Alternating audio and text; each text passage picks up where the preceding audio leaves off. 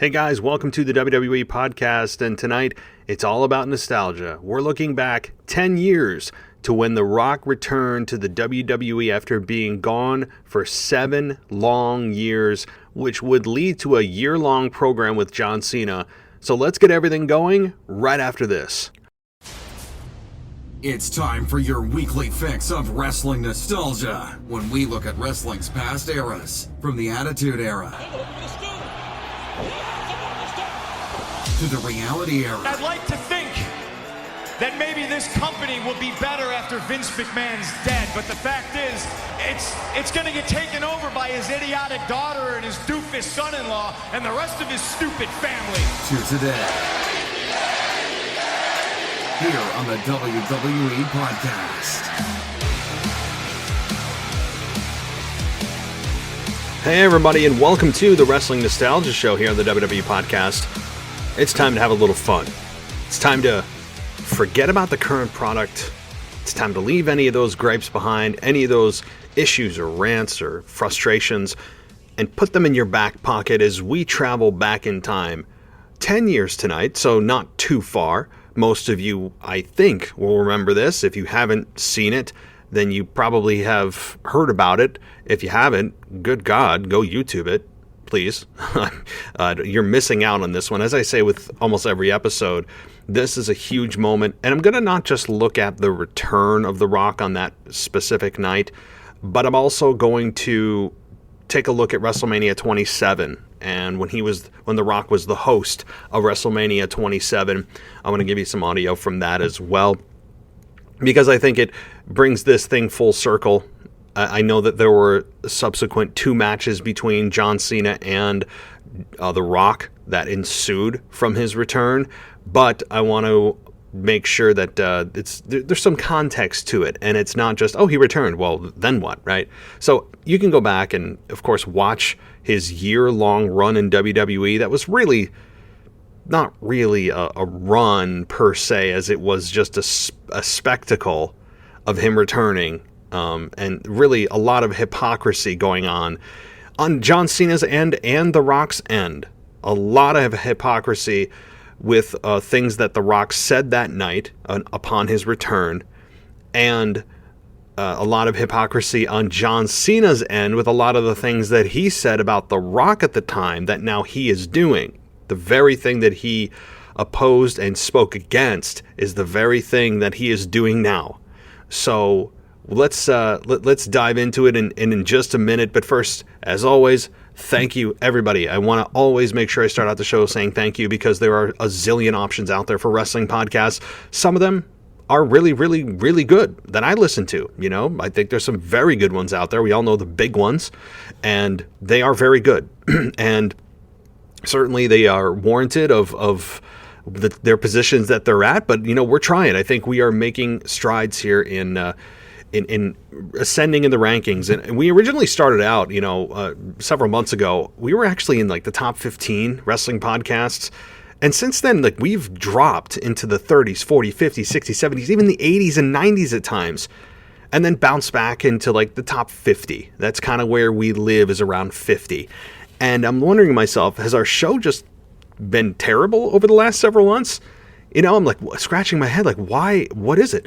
Well, it's fairly simple. When Apple Podcasts split their genres into an actual wrestling category, that means that you had to reapply to get into that category. And not all wrestling podcasts did. I was one of the first podcasts to get in, which made me immediately right in the top 10, top 15.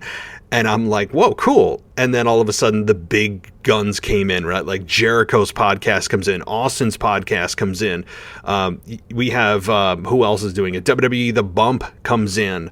We have tons of people and shows like, oh my goodness, what is it? Busted Open Radio, that is consistently, the top 5 podcasts. So you got these big ones that come in, and immediately you are just down 5 positions. So that's really what happened. And I just, so those of you, and by the way, anybody can look at these rankings. If you're interested, anybody can go look. It's at chartable.com.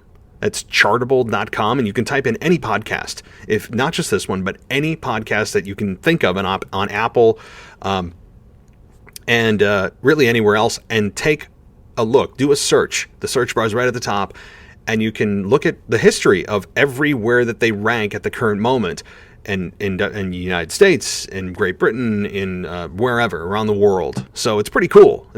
So check that out if you're interested. But I also, before we get started, I want to give a shout out to our newest Patreon member, Maddie Rayson. So I thank you so much for becoming a patron of the show, and I hope you enjoy your ad-free experience, because that's what you're getting now that you are a patron of the show. No ads, no plugs, just your listening, just wrestling talk. So the ads you heard at the beginning of the show, guys, if you are just sighing like, oh my God, more ads, well, simple way to fix that, right? You just go head on over to Patreon and sign up to become a patron, and you have not just this show, but every single show we've done. No ads. That would be nice, right? So, okay. One last thing before we get going, and there's a lot to talk about, and I will be doing the mailbag portion of this show, the mailbag episode immediately following this, and boy, oh boy, do I have a ton that you guys have sent me. It's going to be a long one. I mean, probably an hour plus of the mailbag, no question. But the rest of this week, guys, I want to keep making sure you understand what's going on in our schedule. This podcast, obviously, and the mailbag are coming, but tomorrow is the NXT review show with Zach Smith, and then on Friday is going to be your rivalries. Saturday is the preview show with Michael Gross, and then Sunday is the review show immediately following the Royal Rumble pay-per-view with the Botch Guy on YouTube. Go subscribe to him, for goodness sakes. You're missing out on YouTube. If you love wrestling content, go over there, hit that subscribe button on YouTube for the Botch Guy. You will be entertained immediately. So that is the schedule. We may be adding guests next week, maybe adding some co-hosts as we move along, but that's the plan right now. So we've got, my goodness, 5 shows more for you guys, and it's already Wednesday. So, okay, enough of this. Let's get into the nostalgia. Let's get into The Rock returning in 2011. I believe it was in the Staples Center in LA. So how apropos. But before we get there, I want to set the stage for The Rock's departure from WWE. His departure took place after his match in Madison Square Garden against Evolution. He reunited with Mick Foley to reform the Rock and Sock connection. He stood up for Mick Foley, trying to take out Evolution. Obviously, Evolution went over that night, and I was there live. As many of you have known, I've touted many times that I was at WrestleMania 20 in Madison Square Garden, for better or worse. We all know what the worst part of that was, but certainly there were great matches on that card. But this was one of the really good ones, and it was cool at the time, unknowingly, watching The Rock's last match for the next 7 years. And The Rock, at that point, was there in his, again, in a final way that the fans didn't really know about. And there wasn't really that social media explosion yet. We were still in the infancy stages of Facebook, and information wasn't as quickly, freely flowing as it is now. So if this took place now, I think it would be a pretty well-known fact of, this is probably The Rock's last match, but we didn't know at the time. We didn't know.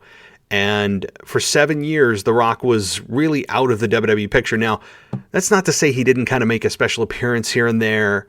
I remember certain things he would do to come in and remind you that, oh yeah, The Rock's kind of still here, but he's not wrestling. He's just pops in, his face pops in on WrestleMania, just before WrestleMania. I can remember certain things, but as a whole, The Rock really was out of the WWE picture for 7 years. And at WrestleMania 27 is where The Rock obviously made his official return to WrestleMania. But at the time, if you recall, back in 2011, the WWE was obsessed with doing hosts. They were doing guest host Monday Night Raw, like every single week. And they wanted a guest host for WrestleMania. And, well, let's take a listen to that, because this is one of the biggest reactions I've heard in the last 20 years. So take a listen. Ladies and gentlemen, please welcome the host of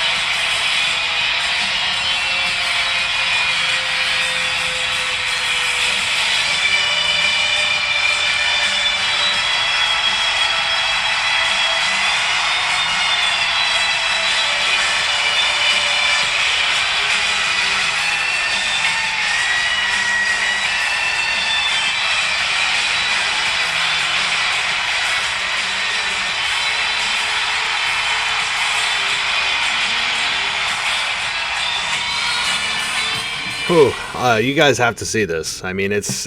I don't think the sound does it justice, and I'm sure the first few minutes were not fun to listen to, simply because it was electricity that was on the screen, and you didn't hear. It was just a bunch of sound effects WWE was putting on the screen and tipping their hat to the electricity. He's the most electrifying man, which is what they were doing, obviously in hindsight. But this was certainly a surprise. This was very, very unforeseen, I think, by a lot of people because The Rock had said many times after he went to Hollywood, he's done with wrestling, he's done with wrestling, he's done with wrestling. So credit to Vince, credit to the team, credit to Rock at this point for being able to keep it under wraps and being able to keep it under wraps at a time when, social media was a thing. Not as big as 10 years later, 2021, but it was starting to come of age. So even in 2011, it was still impressive that they were able to keep this under wraps. Anytime there's a surprise that big that's able to stay a secret is commendable. And I really was surprised that The Rock was the guest co-host. I unfortunately, personal story that you guys probably don't care about, but I'm going to tell it anyway. I was actually on a date. It was Valentine's Day, 2/14/2011, right? So many of you may have been at a date that night. And it came across my notifications on my screen, which at 2011, I think it was like my iPhone 4S. How about that? 4S, which I'm the iPhone 12 now. But I remember I was on a date and I saw it come through. I'm like, what the F? And so it was kind of spoiled for me, though. So I say it was a surprise, but it was only a surprise because I got the damn notification first. I got to turn those notifications off. People spoil things. But hopefully for you actually were watching it live. I was on a damn date. And I was not happy about really spoiling that. But it was so cool to see The Rock back. And before he left, again, people were turned on him. He was heel Rock. I know in 2004 with the Mick Foley he wasn't. But he was heel Rock before then because people saw the writing on the wall. The Rock was headed for Hollywood. That they felt abandoned. They felt that Hollywood was more important to him. And you know what? It was. There's no doubt about it. It was. And The Rock wanted to do something special. He wanted to come back. He wanted to do something for the fans, and that's exactly what he did. And so let's take a listen to some of the promo. I mean, this whole segment is 14 minutes long. I'm not going to subject you to 14 minutes of an audio clip, but let's take a listen to some of the things that The Rock had to say that were very, very heartfelt and hilarious at times too. So let's take a listen to that. The People's Champion.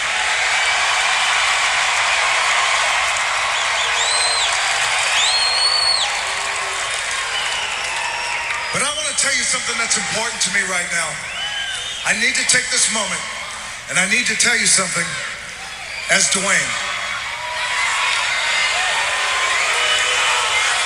It's been a long time since I've been back. 7 years to be exact. But I want to take this moment in the middle of this ring to tell you why I'm back. It's not because of the money.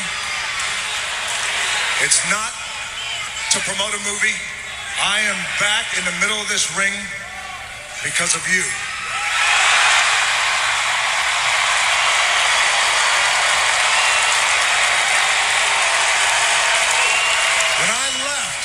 When I left the WWE 7 years ago, I dreamed big, and you guys dreamed big with me. You helped me accomplish my goals, accomplish my dreams, because you never left my side.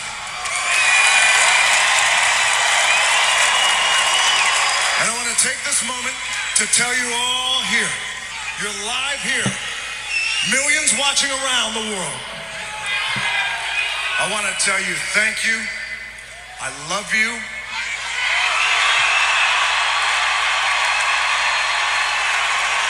And it is because of you that I'm back in this ring, and it is because of you, and I give you my word, I am never, ever going away.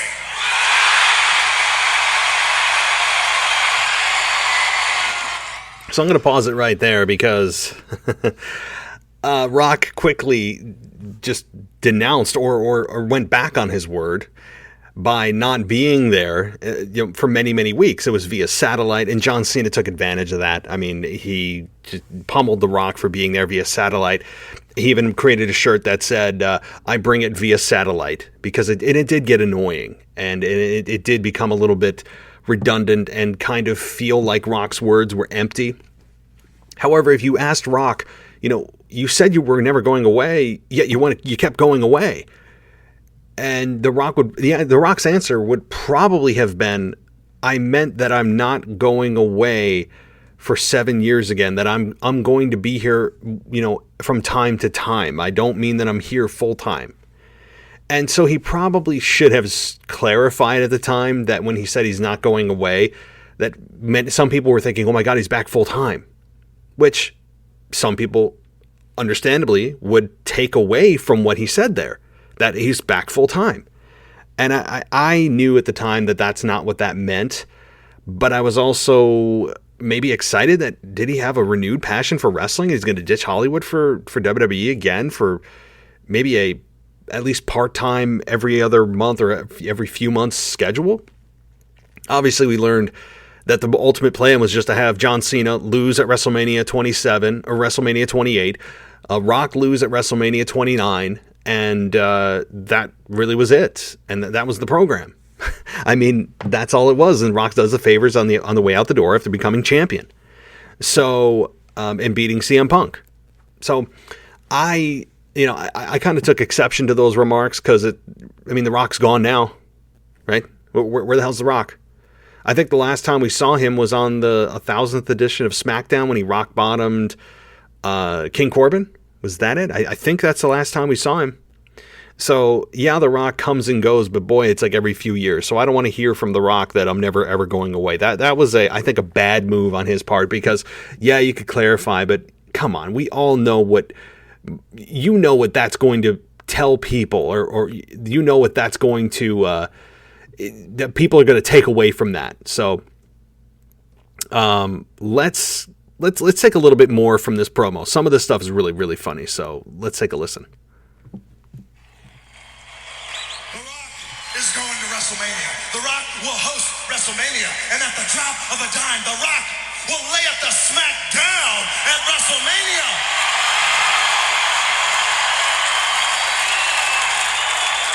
But to who?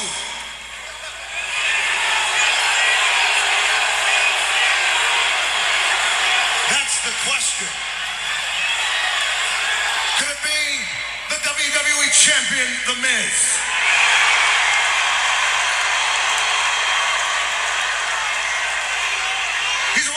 I'm The Miz and I'm awesome. I'm awesome. I'm awesome. I hear that all the time. I'm awesome. Well, The Rock ain't no scientist, but he pretty much knows that there's one formula that's a fact. If you got to run around shooting your mouth off telling everybody how awesome you are, it means you absolutely, undoubtedly, unquestionably, 100% completely suck.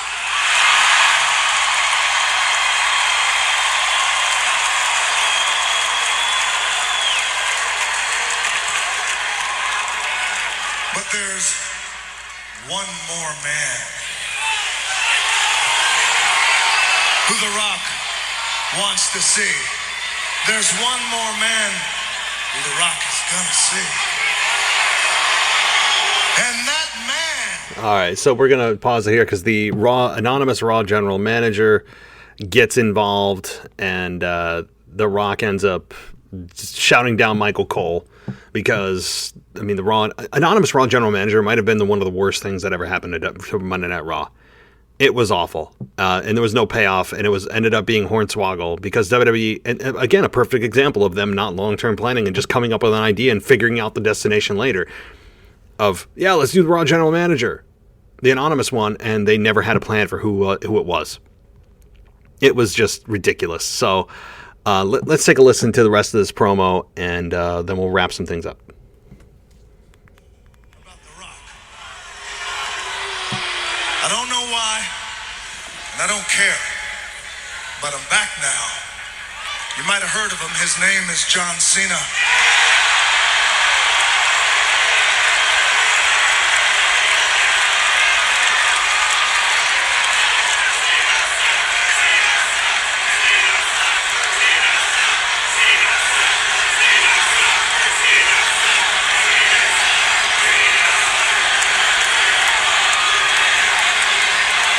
So let me get this straight. The WWE has gone from the powerful Austin 316 to the dominant and iconic, can you smell what The Rock is cooking? All the way to, you can't see me.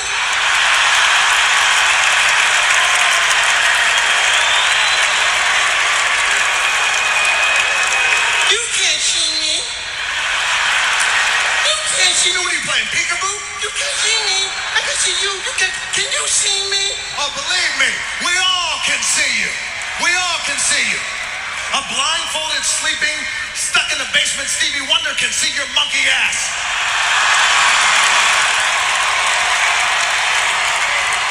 How the hell you think we can miss? You come out here with your bright-ass purple shirt, and before that, your bright green shirt. Before that, your bright orange shirt. You run around here looking like a big fat bowl of Fruity Pebbles.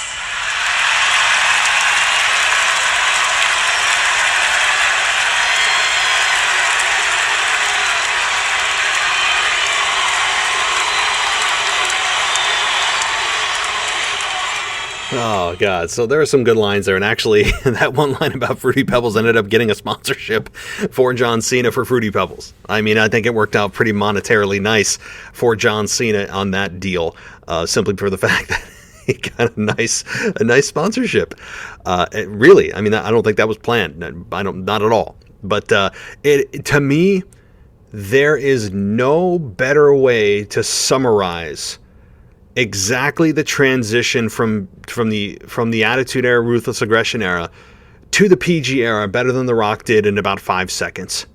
And what I mean by that is his point about Austin 316 to The Rock to you can't see me. It's so perfect. It's so apropos. It is the best way to put the dissension the decline of the Attitude Era fan, how they feel about WWE than that moment.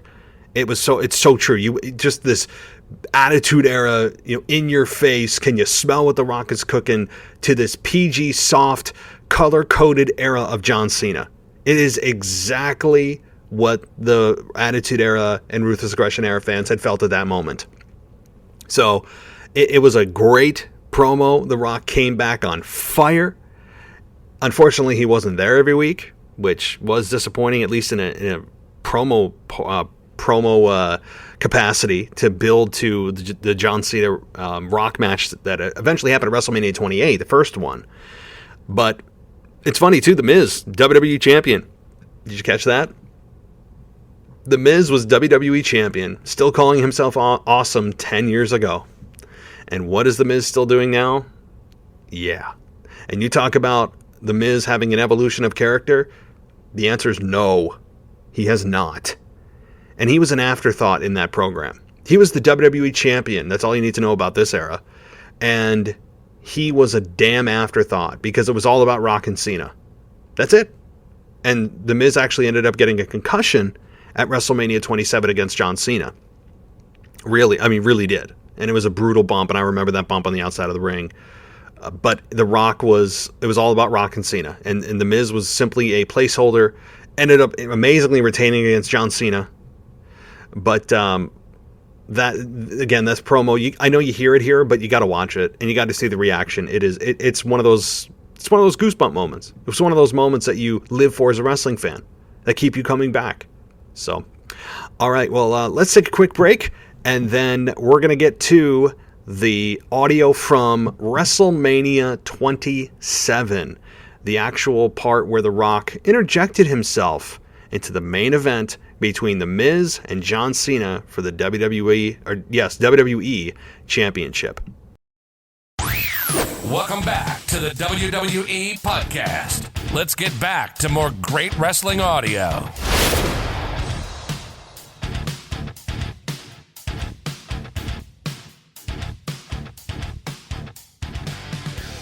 Okay, well, we are now at the crux of this build here, and it was The Miz. It was John Cena. It was WrestleMania 27. it hurts my soul to say that The Miz was actually a part of the main event of WrestleMania. And I know that he harps on it and he uses it as a heel, as he should. But the fact that this dude hasn't evolved physically or otherwise since he turned into The Miz is part of the reason that he is channel changing for me, so.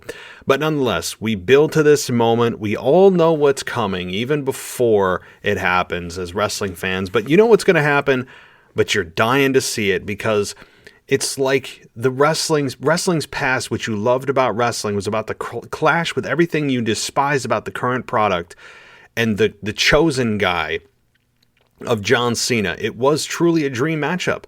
I will give WWE that. This was a true dream matchup.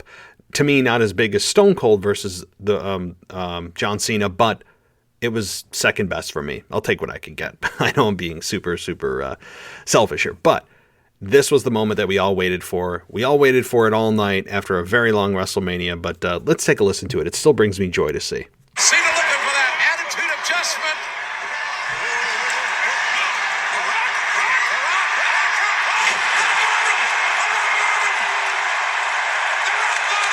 John Cena, and remember, it's no disqualification. Can he do that? The Rock just rock bottom, the number one contender for the WWE title. And look at Miz. Will Miz take advantage? Can Miz take advantage? And Miz pins Cena. Thanks to a rock bottom. No winner in this match. And still WWE Champion, The Miz.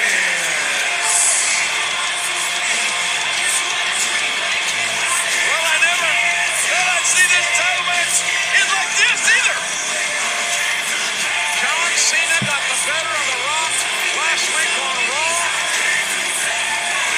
Cena sent Chicago on fire. Well, everything came from retribution. Yeah, and Cena has never to regret it.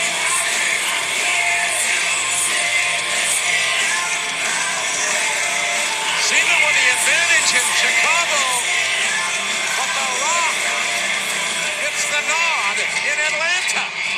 And more importantly, Oh, it's just so good to hear Jim Ross's voice on this, isn't it? I mean, hearing Jim Ross in his heyday I know this isn't exactly his heyday, it was obviously well past it in 2011, but it was still a great moment to hear Jim Ross's voice. And this is still not over though, because a concussed Miz, and you can look in his eyes. I mean, the Miz, for all the crap I talk about Miz and Morrison, and I truly, truly hate their characters in it. And again, a channel-changing way. I'm not so blind to know that they are human beings. Of course, I'm not that big of a D-bag to want to put their actual health at risk, to see them actually either fired or injured. That's not what I wish upon them. I wish evolution upon them. I wish character evolution upon them. But The Rock stared down the Miz, a very, very concussed Miz. I mean, you can see it in his eyes. Like I said, it is just it's scary to see at this moment. But The Rock ends up coming back in and, doing something fairly satisfying to the Miz here. the WWE Champion. The Rock landed the smackdown on the WWE Champion, The Miz, here at WrestleMania. And The Rock lighting up The Miz. Look out! A spine on the pine from the Great One. You don't think? Just maybe. Maybe. Are we about to see the most electrifying move in all of sports entertainment? The People's Elbow! The Rock owning the WWE Champion here in the closing moments of WrestleMania. Man, you talk about burying your champion, right? I mean, as much as, again, I despise The Miz, I just talked about how much I do. Again, safety, absolutely care about. He's a human being. I do not want to see him unemployed and, feed his family. I get all that. I'm not to that level. But To talk about from a professional standpoint at this point, I wasn't doing podcasting during WrestleMania 27. That was a pipe dream at this point. But had I been, first of all, The Rock restarted the match. I would have said, how the hell does that happen? He's the host. He's not the official. And then we have The Rock bury The Miz on the way out. So The Miz gets a fluke victory at the main event of WrestleMania. And then The Rock buries him immediately, and it's all about The Rock. I mean, I have to say that it kind of devalues the WWE Championship, doesn't it? And it was that just hideous spinner belt at the time, though. Anybody remember the spinner belt? Oh, I do. I'm sure many of you out there do, too. One of the worst iterations and versions of the WWE Championship ever created under God's green earth. It was just absolutely disrespect. It looked like a toy. It was just a giant marketing tool that WWE used to get the attention of younger fans. That's exactly what it felt like. It felt just like a giant toy marketing tool that the WWE Championship was represented by so that they could use it to market to little kids. That's exactly what it was. And they finally changed it with The Rock becoming WWE Champion the next year. So that was also great to see. But again, they buried their WWE Champion on the way out. And it was all about The Rock. So had I been doing a podcast at that point, I probably would have had some choice words for that. But I wasn't. So, alrighty, guys. Well, I hope you enjoyed Wrestling Nostalgia here. I try to give you audio when I can. And give you a real in-time perspective. Hopefully this was enjoyable for you guys. If you have suggestions, please send them my way on Instagram at WWE_podcast or on Twitter at Wrestling_audio. I do have Twitter. I'm still trying to appeal, just so you guys know. I did not forget about my WWE podcast Twitter account that I had like 40-some thousand followers on and built up for years, and just it went away one May 19th of 2020. I'm still trying to appeal that decision by Twitter. So maybe the 10th time's the charm. But yeah, so maybe one day it'll be back. If not, I'm there on Wrestling_audio. If you'd like to chat, I'll be there during the Royal Rumble and tweeting my thoughts. But that's all for me tonight, guys. As always, take care, and I'll talk to you next time. Thanks for listening to the WWE Podcast. Don't forget to subscribe on your favorite podcast app so you don't miss a show, or head to WWEpodcast.com. And for all of these shows ad-free, head over to patreon.com/WWE Podcast. Until then, we'll see you next time.